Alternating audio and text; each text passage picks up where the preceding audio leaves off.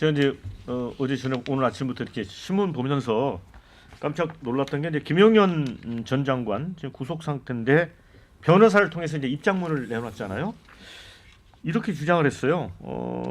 국회 국헌문란 내란에 준하는 폐악질에 대한 경종을 울리고, 두 번째 부정선거에 대해 국민 의혹 해소 차원에서, 셋째 우리 사회에 암약하는 종북 주사파를 비롯한 반국가 세력 척결을 해서 미래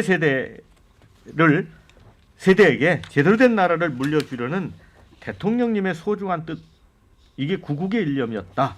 대한민국 미래를 위해 함께 싸우자. 이렇게 거의 이제 어떤 정치적인 선언 같은 말을 언급을 했는데, 이제 지금 측근 윤 대통령 측근 석동환 변호사에 따르면 윤석열 대통령이 법정에서 이제 당당하게 소신을 펴겠다고 했답니다. 이제 헌정사상 아마 탄핵 심판정이 처음 서게 될 것 같습니다. 노무현 전 대통령, 박근혜 전 대통령은 각각 7회, 17회 열린 헌법재판소 변론에 단 한 번도 출석한 적이 없습니다. 근데 대리인단을 통해서만 입장을 밝혔습니다. 자, 헌재는 이 대리인 선임 없이는 헌법재판을 할 수 없다는 변호사 강제주의를 채택하고 있지만, 헌재법 25조 3항에는 변호사 자격이 있는 경우는 대리인 선임 없이 나홀로 재판을 할 수가 있습니다. 이 검사 출신 윤 대통령은 가능하고, 또 앞서 김용현 전 장관 이야기도 전해드렸지만 비상계엄이 정당한 통치라고 확신하고 있기 때문에 이제 직접 변론을 할 것 같습니다. 자, 김진욱 대변인, 자, 이 윤 대통령의 직접 변론 어떻게 보십니까?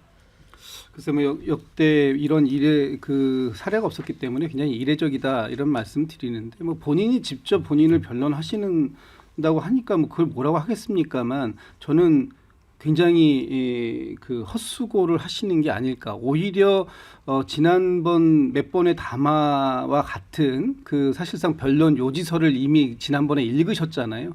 그런 상황이라면 헌법재판관들에게 좋은 평가를 받기는 더 어려워질 것이다, 이런 말씀 드리고, 오늘 아침에 제가 그 이석연 전 법제처장의 인터뷰를 좀 봤습니다. 예. 거기에 보니까 이런 말씀을 하셨더라고요.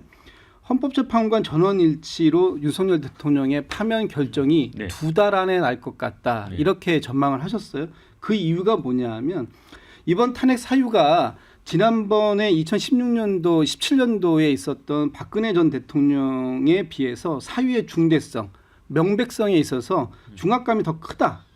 박근혜 대통령 때에는 윤석열에 비하면 세 발의 피였다, 이렇게 지금 규정을 지으셨더라고요.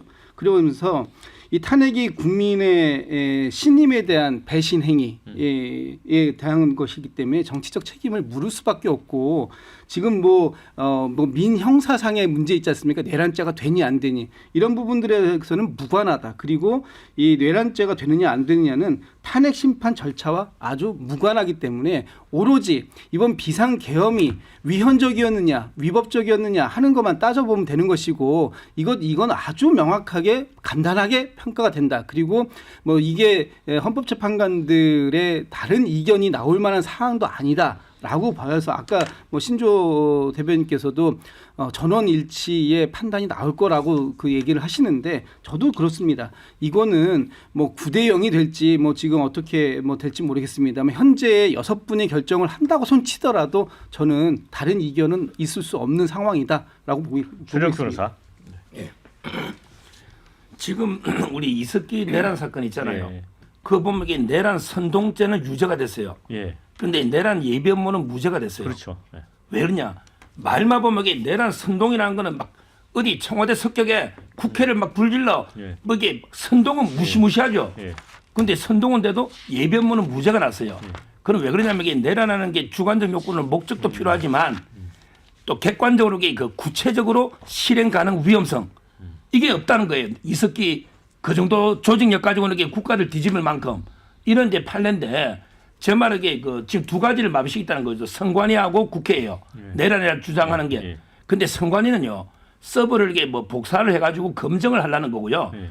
오늘 어제 재판에 김두관 후보 있죠. 예. 이분들에게 이번 총선은 부정선거다, 수개표해야 된다. 따라서 이게 그 새로 이게 파일을 다 일일이 투표자가 대줘야 된다고 김두관은 민주당의 이번에 당권 놓은 분 아닙니까? 예. 이분이 어제 대법원에서 구두변론하면서 직접 한 이야기 오늘 스카이리 데일리에 다 기사가 상세하게 나 있지 않습니까? 이게 거구 주장이 아니에요. 제일 먼저 주장한 분은 김어준 씨입니다. 다큐멘터리까지 만들었잖아요. 부정선거. 1.5대 1로 다 논다고. 박근혜, 그때 문재인. 그다음에 페이스북에 부정선거라고 제일 주장한 게 이재명 대표예요. 이재명 대표가 우리나라 선관위 개표 어떻게 믿냐. 수개표해야 된다고 페이스북에 2017년 1월 7일 이재명 대표 페이스북 보세요. 저는 왜 언론이 이게 왜 거구 주장입니까? 제일 먼저 주장한 김어준, 그다음에 이재명 대표, 어제 김두관, 민주당의 대표 2명이 다 부정선거를 하잖아요. 그렇잖아요. 예, 그런데 이제 그 주장 어제 했어요, 김두관. 부정선거 주장을 할 수도 있는데 예, 예. 제 얘기는 왜 거기에 개헌군을 투입했느냐. 그러니까 요- 제 말은 예. 개헌군을 투입한 거는 저는 잘못했다 봐요. 예. 근데 그 목적이요. 보세요. 목적이 선관위를 마비시키는 게 아니고 예. 서버를 복사해서 한번 검증을 해보겠다. 그게 좋은 의도였다. 아니 좋은 의도라기보다는 이게 적법부터 떠나서 선관위를 마비시키려는 국가기관. 그건 아니었다. 그건 그건 아니었다. 그 검증을 왜 개헌군이 하냐고. 개헌군이 하냐고. 그러니까 그건 적법 절차의 다른 문제고 제발 예. 목적만 보자. 내란 목적인지 선관위를 마비시켜서 선관위를 없애려는 목적인지. 예. 자, 그다음에 국회도 봐요. 국회를 해산하고 국회를 마비시켜서 이게 아예 해제 요구도 못하게 할 목적인지 예. 아니면 이게 국회의 어떤 무도함을 이렇게 그 경고하고 이런 목적인지를 보면요. 그 한동훈 대표하고 18명은 제가 알기로 30분간 문을 열어주고 들어갔다고 제가 들었고 예, 예. 그다음에 우원식 의장과 이재명 대표는 뭐 담을 넘어가는데 담을 넘어갔죠. 제 국회에 몇 년 근무가 알잖아요. 예. 담이 아주 낮은데 제지를 안 해요. 그 제지하려면 이게 못 들어가 막을 수 있어요. 군인들이. 예, 예. 제지한 사람이 없고요. 끌어내라고 말했다는 건 말뿐이고 대통령의 서명이 된 끌어내라는 이 지서나 포고령이 있어야 되거든요. 모든 대통령 행위는 문서로 합니다. 전화를 전화를- 직접 했다는 아니, 진술이 비화폰으로 그러니까 그건 했잖아요. 구두고요. 구두. 제 말은 이게 그럼 기록이 이게 남아야 밑에- 전원에 불과하다 이거예요? 그렇죠. 그건 전문적인 거죠. 국무회의의 국무회의- 기록도 저는 지금 그래 부소된 봅니다. 기록도 그러니까 그거는 없잖아요. 서류를 나중에 확인해 보자는 거예요. 말도 제 안 되는 말은 얘기를 대통령이 체포조를 어떻게 구두를 합니까? 그럼 누가 체포를 가면 대통령 명령이 없는데 예. 다 서명하고 이게 문건이 부수하고 없다. 예, 아. 제 말은 이게 체포조든 끌어내라는 것도 이게 대통령한테 직접 해명을 왜 대통령 인정 안 하니 좀 이렇게 수사를 해보자 이 말이에요. 아니, 제 말은 이게 할 때 중요한 거는 국회를 영구 해산하거나 아니면 이게 국회를 뭐 1년 10년 영구 마비시킬 능력도 안 되고 그럴 힘도 없고 지금 국민들 다 보고 있잖아요. 한두 시간 만에 평화롭게 투표가 해제가 해제했잖아요. 예. 이게 국회를 완전히 마비시키냐 영구적으로. 아니, 이건 아니기 때문에 제 말은 목적이 아닐 수 있다는 거예요. 아니 차라리 무장한 폭도들로부터 국회를 보호하기 위해서 군을 출동시켰다 이렇게 얘기하는 게 더 설득력 있지 않아요? 그게 그것도 그러니까 아니고 지금 전 국민이 전 세계가 생중계로 지켜봤지 않습니까? 무장한 군인들이 유리창 깨고 들어가가지고 이리저리 뛰어다녔는데 그게 지금 국회의원들 보호하러 뛰어다닌 거예요? 아니면 국회의원들 체포하러 뛰어다닌 거예요? 다 눈에 보이는 거짓말을 이렇게 어떻게 합니까? 대놓고 그러니까 아니 다시 현장에 있는 지휘관들이 현장 지휘관들이 그렇게 하면 안 된다라고 현장에서 판단했기 때문에 이게 불발로 돌아가고 실패한 친위 쿠데타가 된 거지. 결과를 가지고 꿰맞추기 해석을 그런 식으로 하고 있는데 어떤 국민이 그걸 듣고 아 맞다고 생각을 하겠어요. 그러니까 저는 상식적이고 합리적인 판단을 하면 저런 주장을 할 수가 없는데 어떻게 저런 주장을 하는지가 저는 참 납득이 안 된다라는 생각이 좀 들고 나 두 장 기자님한테 번째는 이거 한번 물어볼게요. 홍준표 대구시장이 그 내란죄 혐의라고 하는 게 이제 박근혜 때 경우처럼 야당이 만든 적폐청산 프레임과 비슷한 거다. 그러면서 비상겸이 폭동이 아니라 국지적 소란. 이 특이한 표현입니다. 국지적 소란에 가깝고 윤 대통령이 국헌문란이 아닌 국가 정상화의 목적을 뒀다. 그래서 내란 시험에 적용할 수 없다. 이렇게까지 주장을 하거든요. 어떻게 보세요? 저는 이런 주장은 더 이상 옮기지 말아야 된다고 생각합니다. 옮기지 말아야 된다. 공적인 언론 기능이 있는 언론 매체에서 이런 아무 유의미하지 않은 주장을 끊임없이 확대 재생산하는 것이 공론의 장을 흐트러뜨린다라고 오염시킨다. 생각을 합니다. 예, 그래서 저는 광주 방송 같이 품격 있는 방송에서 홍준표 시장의 이런 말도 안 되는 주장을 옮기는 것은 저는 뭐 별로 유의미하지 않다고 생각을 하고요. 저는 차라리 미국과 그 유럽의 주장을 옮기는 게 훨씬 납득타당하다라는 옮겨보시죠. 생각이 좀 어떤 듭니다. 얘기인지. 아니 근데 제가 드리고 예. 싶은 얘기는 이런 겁니다. 그러니까 이 별로 중요하지 않아요. 그리고 지금 그 핵심은 노상원이라는 전 그 정보사령관이 이 사람은 민간인이에요. 예비역 장성인데 이 사람이 현역인 문상호 정보사령관하고 대령 둘을 햄버거집으로 불러가지고 롯데리아 햄버거 3회기고 선관위에 들어가서 서버를 부정선거 그 의혹이 있으니 그거를 뜯어와라라고 지시를 했다는 거잖아요. 그러니까 별동부대 비슷하게 움직였고 여기에 이 노상원이라는 사람은 그 김용현 장관하고 뭐 사실상 호영호재하면서 상원아 평상시에 그렇게 부를 정도로 막역하다라는 것 아니겠습니까? 이런 큰 틀에서 보면 이 내란의 그 내용이 그냥 대단히 직자적이고 그야말로 그냥 질서 한번 잡아보려고 경고하려고 한 거야라는 주장은 얼토당토 않다. 대단히 치밀한 계획을 세웠다는 거고 어제 그 저 뉴스데스크 보도에 따르면 9,000발의 실탄을 가지고 왔다는 거잖아요, 국회로. 그리고 이것뿐만 아니라 HID 부대가 동원이 됐었고 암살조 얘기도 나오고 있고 그리고 스나이퍼들이 국회에 배치돼 있었고 누구를 대상으로 한 거냐? 현직 판사까지 체포자 명단에 들어가 있었던 거 아닙니까? 이런 걸 생각하면 무슨 내란이 아니라 소란이다라는 석동현 변호사의 주장 따위는 그것은 도저히 국민들이 용인하거나 납득할 수 없는 주장이다. 이런 말씀 드립니다. 네. 댓글에 롯데리아는 새우버거지 이런 글을 올려주셨는데 뭐 새우버거 먹으면서 그런 모의를 했는지는 잘 모르겠습니다. 자, 신조 네. 부대변인 어떻게 봐요? 그러니까 개인적으로 내란죄 부분에 있어서는 대통령께서도 명확히 밝히실 필요가 있다고 봅니다.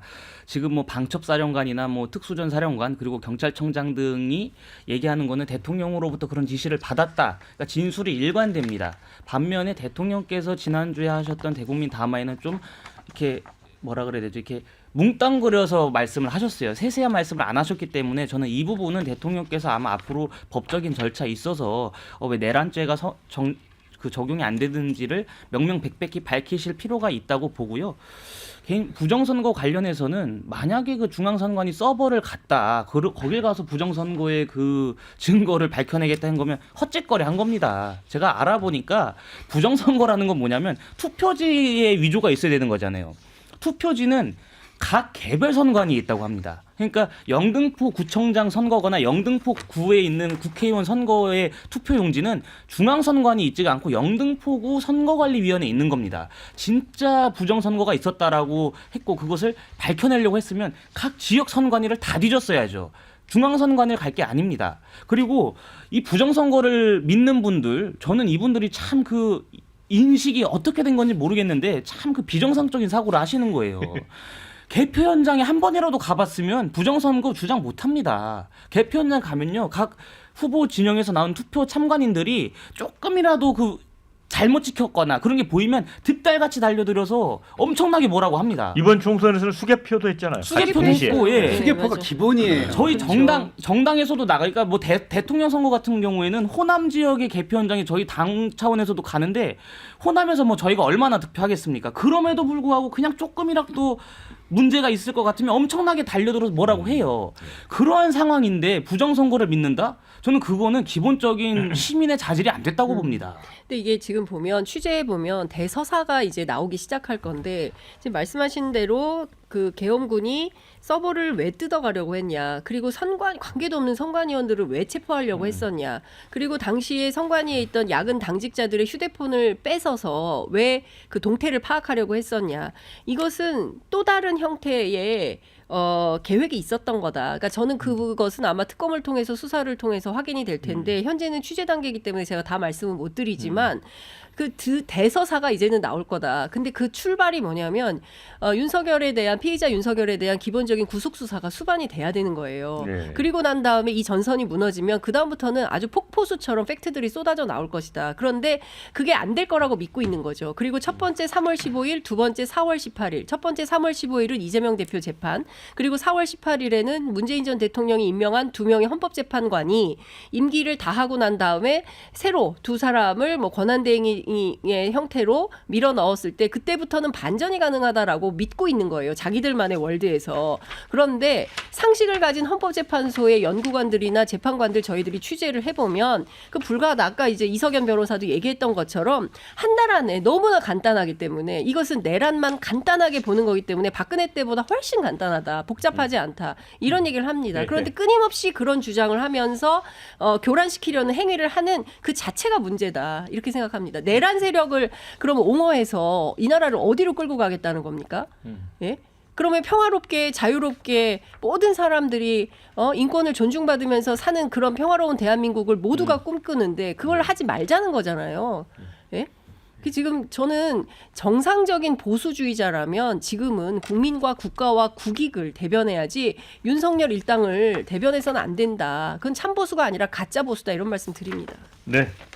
자, 뭐 이제 부정선거와 관련해서는 뭐 이거는 잘 모르겠다. 그런데 선관위 운영은 참 쉬운 것 같다. 비번 1, 2, 3, 4, 5 이런 아니, 의견을 그것도 주신 분이 그 있습니다. 말씀하세요. 그것도 뭐였냐면 작년에 밝혔는데 국정원에서 이걸 해킹을 시도하려고 해도 안 되니까 그렇지. 선관위청에서 열어준 겁니다. 맞아요. 열어준 거예요. 열어줬으니까 그럼 1, 2, 이제 3, 4, 5가 사실관계가 다르다. 그거는 그렇죠. 국회에서 분명히 증언을 했어. 국정감사장이었나요? 맞아요. 거기서 증언이 나온 겁니다. 신주 부대변인 네. 정확히 자. 파악하고 계세요.